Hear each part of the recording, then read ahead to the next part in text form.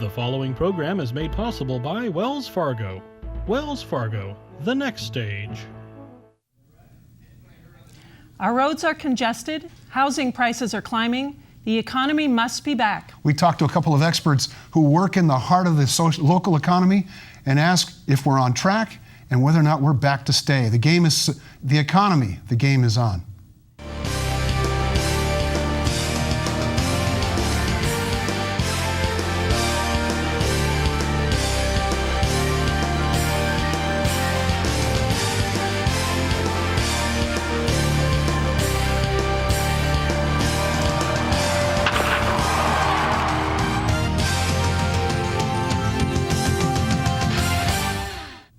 I'm Kitty Lopez. And I'm Mark Simon. After the worst downturn since the Great Depression, the economy seems to have rebounded with gusto. What is leading the turnaround, and is it here to stay? We talked to a couple of resident experts on the local economy. Rosanne Foust is president and CEO of the San Mateo County Economic Development Association. Her job is to help business grow and expand in San Mateo County. Mike Dorsey is managing partner of the Wesley Group, a venture capital firm headed by former state controller Steve Wesley, and it focuses on investing in alternative energy and sustainable startups, and was an early investor in Tesla Motors. This probably looks like a pretty good decision right now. Welcome to the game. Thanks so much for being here. We have been reading lately that the jobs continue to grow. The economy seems to be doing better. Anybody who drives on our two major freeways knows something's going on because people don't tend to commute to work if they don't have a job. So tell me, Mike, are we back, or are we just starting to come back, or is it somewhere in between? I certainly think we're on the way back, Mark. I think there are a couple ways to look at this. We had a very severe cyclical downturn, as you pointed out, perhaps most notable in the housing and construction markets. But we also have the center of innovation in the United States and in many ways in the world right here. And that innovation engine, which is what drives productivity growth, which is what drives wealth creation, continued, with a hiccup certainly, but it continued through the downturn, and it's in a major upswing right now. So there was a lot of work sort of boiling in the background, and then when the economy got better, more investment capital was available, boom, it starts to take off. Is that what you're saying? Yes, and the other thing we have to remember is that most of the big companies located in San Mateo County serve a world market. So there are two things to look at. How's the world doing and how's San Mateo County doing? And the downturn that you referred to was actually quite severe in both, but the recoveries may happen at a different rate. Yeah. So how is San Mateo County doing? San Mateo County is doing great. If you look at the statistics, right now our unemployment is 5.1%. The national numbers came out today and they're at 7.6%. So we're almost 2.5 percentage points lower in unemployment. The second lowest county in the state of California. Why is that? Well, what Mike had said earlier, innovation, the growth of companies here. We have a lot of new startups. We have small businesses, so the whole service side to the new companies that are coming online, they need services, so they're growing. So it's kind of coming down the food chain. Yeah.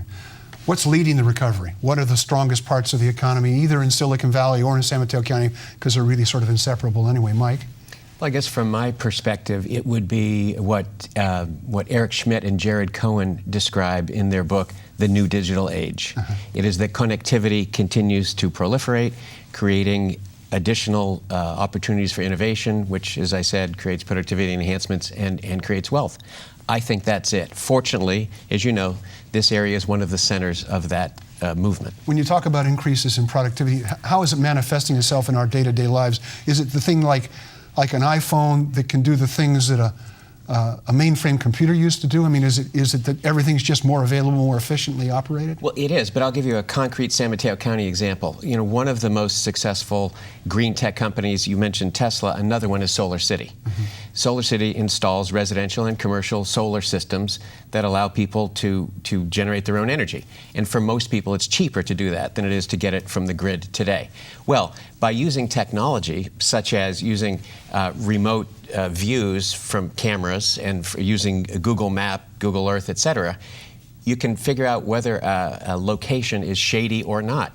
It's not often necessary to go and check it out, to send what we call a truck roll or a person and all the costs associated with that. That reduces the cost of the solar system, which makes it proliferate, which is, again, a productivity enhancer. Wow. I was just going to ask, with the economy booming here in Silicon Valley and San Mateo County, are you finding there are enough people to fill the jobs that are growing?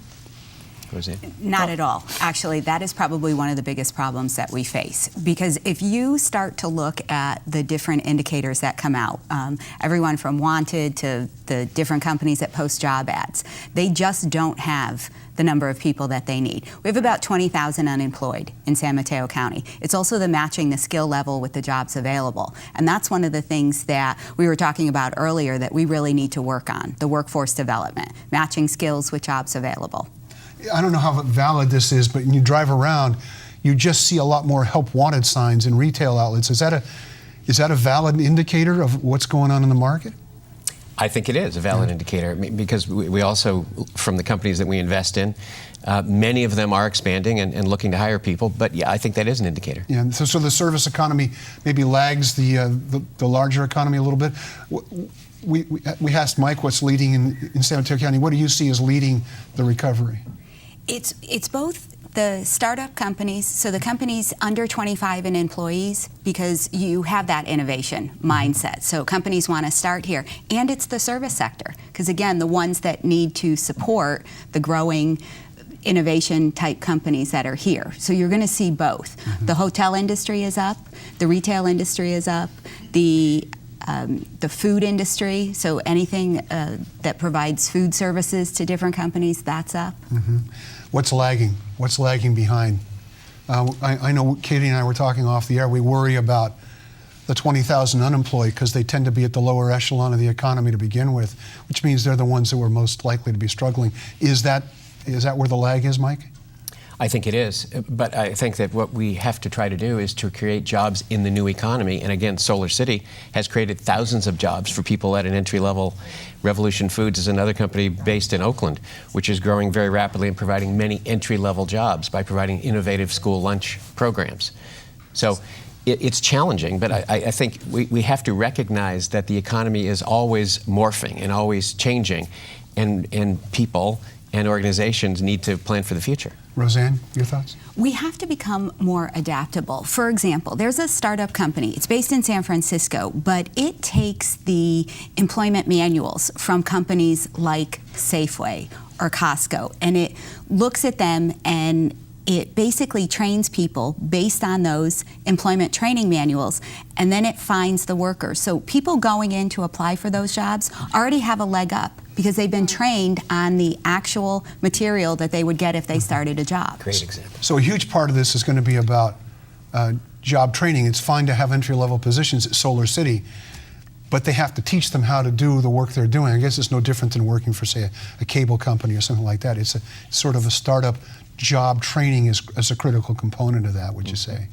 And so there's another growth industry, isn't there? Absolutely, with the community college district. Well, absolutely true. And you know, if we broaden that a little bit, massive online computer based education is closely related to training. And the cheaper that we can make that, the easier it is to provide it for more and more people. Whether you call it education or call it training, there's a lot of similarity. Well, let me stop you there. We're going to take a quick break. Stay with us. We'll be right back.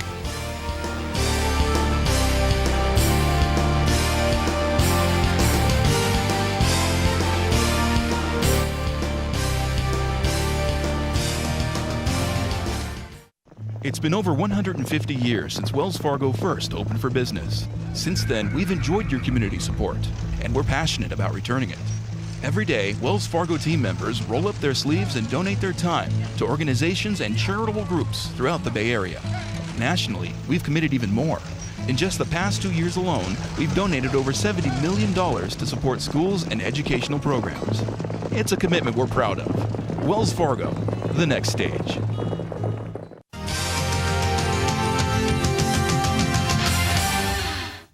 Welcome back to the game. I'm Mark Simon. This is Kitty Lopez over here. And over here we have Mike Dorsey, managing partner of the Wesley Group, a venture capital firm up there on Sand Hill Road, the center of the venture capital universe, and Rosanne Foust, head of Samceda, and we're talking about the local economy. We're just talking about job training people who get left behind, and Kitty had a question. Well, we've been talking a little bit about how do we continue to develop this high-functioning global workforce. And there's a statistic that is just astounding in our county. 42% of third graders cannot read at third grade level. That's a huge problem. I mean, that's just third grade, but any thoughts on how can we train and work with our residents to improve that and expand on some of the examples that you started giving earlier, Mike? Well, I think Rosanne knows more about this than I do, but I will mention a program that I'm familiar with, which is some of the largest employers in San Mateo County and other areas have employees who volunteer in local public schools teaching reading and more often teaching science and math, because it's so-called STEM, right. Because those areas of study lead to higher paying jobs and, more importantly, the jobs that are in demand today. So it seems to me, and as I believe that Rosanne knows much more about this than I do, but that engaging our successful companies and successful people at those companies with public schools is what we have to do. Now, Rosanne, in that regard, a lot of companies unfortunately seem to think that the presence of their company is the benefit they provide to the community. There's some that get this, the kind of thing Mike's talking about, but are there some that really don't understand that they're only here, they're not necessarily the smartest people in the world, they're just the luckiest because they're here now at this particular job market? Actually, I would probably tend to agree with you, because we're seeing more and more companies that want to get involved, that care about the local community. And one of the things that they need to know is that they're appreciated. They bring quite a bit to our communities by the volunteering. Project Read at the Redwood City Public Library is a good example. Junior Achievement, which many Oracle employees are focused on, teaching business to elementary school children. I mean, we need to tell them, you are appreciated. We have new startup companies that are volunteering at the adult homeless shelter. So they are out there. Okay, good. It reminds me, I just saw the footage of the recent visit by the president, and somebody was inside the yellow tape and had set up a lemonade stand and was selling lemonade. So I guess it looked about a 7-year-old girl who already figured out a business opportunity with a captive market. Let's go back a little bit to the recession and how we got into it. As I understand it, and my understanding of it may well be limited, a huge amount of it was the sort of speculative investment tools that were highly risky, that were not properly secured, most of which were dependent upon the housing market and the assumption that housing prices would continue to go up. When they stopped going up, all those tools became worthless. And there are a lot of people who are still very angry about what caused the recession. And I guess the question is, are we better than we were then? Have we solved some of those issues? Or are we still susceptible to this kind of thing as housing prices once again are really taking off? Mike? Well, for years there's been a bipartisan approach to promote home ownership. And what that means is making it easier to buy a home. And as a consequence of that, sometimes due to the fault of the borrower and sometimes not due to the fault of the borrower, people borrowed money to buy homes who couldn't afford them. And when prices started to go down, many people defaulted. And as you point out, these securities were sold globally, and so it caused a financial meltdown globally. And but for the TARP and other, I think, responsible things the government did, it could have been a far more serious problem. So that's what happened. Yes, I agree. And have things changed? Yes, they've changed. It's much harder to get a mortgage today, which I think is a good thing. People are forced to be responsible, and lenders are forced, not just the borrowers, lenders are forced to be responsible today. So things have improved a lot. Yeah. Rosanne, your thoughts? Well, I think Mike explained it from the pure financial perspective. The rules are much, much tighter now. If you talk to any of the local lenders today, the hoops that folks have to go through, and not in a negative way, but they have to prove that they can actually repay the mortgage. We just don't have enough housing to meet the demand here in San Mateo County. I mean, the median home price just reported $701,000. Other parts of the country think it's absolutely crazy. It is crazy. And it's a huge problem, isn't it, in terms of being as a venture capitalist, you're investing in startup firms that are trying to attract employees either to the area or to stay in the area. How hard is it for employers, Rosanne, to retain or attract employees because of the cost of housing? Well, it's incredibly hard when you have people driving 60 miles to come to work one way. I mean, just to give a statistic, in 2012, we had 862 single-family home business permits pulled in the entire county. 862. That's a small number. 862. Yeah. Yes. Yeah. That's and look at the last 10 years. It's about the same. Maybe 1 or 2 years where it went over 1,000. Well, what needs to change in terms of housing and how to avoid this happening again? Mike. I think that how to avoid this happening again is different from what do we do about the housing problem. I think what we do about the housing problem is we have to allow more high-rise construction on the peninsula, and we have to have denser housing, which can make it cheaper as well. And so the average should come down from 701,000 because we'll be adding lower-cost housing as well. And of course, with that, we need public transportation, more public transportation, because if we have the Los Angeles gridlock, that will also be unattractive. You know, a lot of the same people that in the 20s to early 30s that were attracted to here because of these jobs, there's a growing demographic of those folks who want to get out of their car. And so it leads back to the transportation. And I should, in the interest of full disclosure, say I work for the transit agency. But the other part of the housing issue that concerns me is that we seem to be driving away the middle class, that we have people who are capable of putting 3 or 4 families together in a relatively low-cost rental unit. That's the service end of the economy. The other end is the high end. And I think, Kitty, you've got some statistics about the growth in this area. You know what? We're coming out on a break. We'll come back and we'll hear Kitty's statistics, and we'll talk more to Rosanne and Mike. Please stick around. We'll be right back.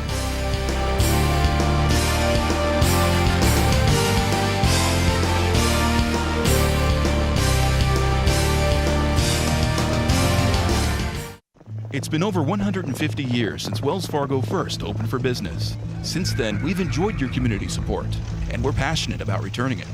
Every day, Wells Fargo team members roll up their sleeves and donate their time to organizations and charitable groups throughout the Bay Area.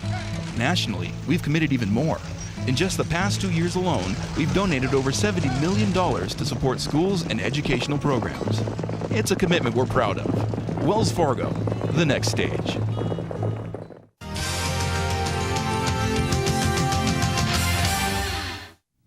Welcome back to the game. I'm Mark Simon. She's Kitty Lopez.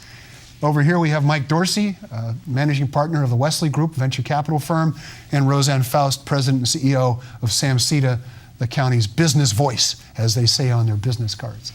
We were talking about the high cost of housing and what is it doing to the nature of our community, who's it allowing to stay here, and who's it driving away. And Kitty had some information about San Mateo County's wealth. Well, from the 2013 Sustainable San Mateo County Indicator Report, it just said the gains in household income over the last 30 years have gone to really the top 1%. And so it's again, this lower income earners and the top 1% are doing much better, and the folks at the low end are not. So how do we address the housing problem, the jobs problem, taking that into account? I mean, what do we need to do in the county, Rosanne? You have to, I mean, this question is coming up more and more. And to begin with, it's the supply and demand issue. I mean, you have to create more supply at all income levels. I mean, because there just isn't enough no matter how much money you make. And that's to the low end or the high end. So we have to put more product out on the market. The easiest place to do that is along the transit corridors, because it results in not all the neighbors coming out and being upset about it in most cases. So you've got to start there. And then from there, you've got to address the income inequality by getting the jobs training, by helping people. We have a high school graduation rate in San Mateo County. It's over 80%. But high school 50 years ago was equal to college, what having a college degree is today, because of the technology jobs. So we have to do the workforce training and the workforce development and focus on birth to 5 with education. Mike, in the business of investing in startups that need to attract new employees, how worried are you about this? Because I worry about there being a brain drain, that people just won't come here because of what it costs to live here. Or is there a dynamic about this place that will always continue to attract people? I think there is a dynamic about this place that will continue to attract ambitious young people. And generally speaking, those are the people who populate startups. at the very upper end, there are people who are moving out of the state because of increased tax rates, but that's a handful of people. People are still attracted here by the opportunity, which I think is second to none, at least in this country. It's second to none. So we've got the economy coming back. It sounds like there's a couple of areas that you think are doing well. Where's the next big wave going to come from? We had the dot-com boom. It wasn't quite, it didn't last, but it certainly changed the economy. And I think we can expect something new to come along. I think we grow up around here expecting something new to come along. Yeah. Where do you both think the next sort of big boom is going to come from? Some technology area or some new business sector that you think is really going to surprise people and be the next sort of big factor in the economy? Mike? Well, I would say beyond the opportunity to deal with our serious environmental issues, climate change, et cetera, another one of society's biggest problems is the need to contain healthcare costs. That's an imperative. So there are companies, many venture-backed companies, that essentially analyze data to try to identify where costs are excessive, where productivity is inadequate, and where productivity is adequate. And it will, over time, allow healthcare to become far more productive, which will mean for the same budget, theoretically, more healthcare will be provided. So I think that kind of technology-based data analysis will rationalize the healthcare that we provide. I don't want to gloss over something because it's the industry you're in, so you're accustomed to thinking about it as a growth industry. But a lot of people may not know that the whole environmental business, sustainable, solar, that kind of thing, because there was such a controversy over the company in the East Bay, that may be also a place that's already begun to become a significant sector in the economy. There's no question about that. The solar power business is rapidly growing and is becoming a significant part of the economy. The fracas about Solyndra was completely misplaced because there was growing international competition, which caused that company to be non-competitive. But that doesn't mean that others don't benefit from the fact that solar panels and solar power is cheaper. Of course they do, and we do. Are there other elements of that business? I mean, the Wesley Group has a pretty broad portfolio. It's not stuck solely in solar. What are the other elements of that particular industry? Well, energy efficiency is every bit as important. In fact, I just read an article this morning on legislation introduced in the Senate to make energy efficiency project finance more affordable. The only objection that most people have to making their home or their business more energy efficient is they may not have the cash up front that's required to do that. Well, not only is the government working on that, but there are many private financial firms who are providing the upfront financing needed to do an energy efficiency retrofit, which makes huge sense from an environmental and a financial standpoint. Rosanne, I know you're Samceda. You do your awards every year where you recognize some of the up-and-coming businesses. What are some of the up-and-coming industries in this area? Well, and Mike touched on it. I hear the word analytics time and time again. Many of the companies we recognize this year do some type of analytics, whether it's consumer spending, whether it's company sourcing. They really churn the data. For those of us who don't necessarily stay hip and current, tell me what analytics really means. It's analyzing data, large swaths of data that are coming through the internet. And the whole idea of cloud computing and storage. I mean, those three things between analyzing it, storing it, and keeping it somewhere where it's safe. So those are the three areas that we see a lot of growth in San Mateo County. The government may have given us a poor example of this in the last few days with the amount of information they're stealing from companies they're not supposed to be spying on. but one of the things I think is only slowly beginning to dawn on some of us, certainly on me, is the incredible volume of information because of the internet, because of social media, that's simply available, and the question is, how do you capture it? Is there some validity to that, Mike? I think there is, absolutely. There are serious privacy issues that come with all this abundant data. Yeah. There's just a huge amount, though, isn't there, Rosanne? Oh, it's amazing. And those are the companies that are growing, that are hiring. There's a company we honored, Rocket Fuel. Take a look at them and see the type of consumer products companies that are in their portfolio. Are there other traditional businesses that seem to be really booming? Is housing taking off? Is housing construction taking off? Construction has increased. When we were talking earlier during the break about what industries got hit the hardest, construction in this county and government. I mean, those are the two where you saw mass unemployment and mass layoffs, really. Cities contracting, the county contracting. So construction is definitely coming back. City government is becoming more efficient and more adaptable, and that's a good thing. Mm-hmm. Well, we're just about out of time. Give us sort of a quick general overview, state of the economy. Are we back or are we coming back? Well, we're coming back. We're back to some extent, and we're coming back. I just read yesterday that the Federal Reserve Bank said that household wealth now has just exceeded the level it was at 2007. Mm-hmm. So I guess that means we're back. Yeah. Roseanne? Well, if you travel on our roads, if you're out in our malls, you definitely see it coming back. Do we have the ability to go up? Absolutely.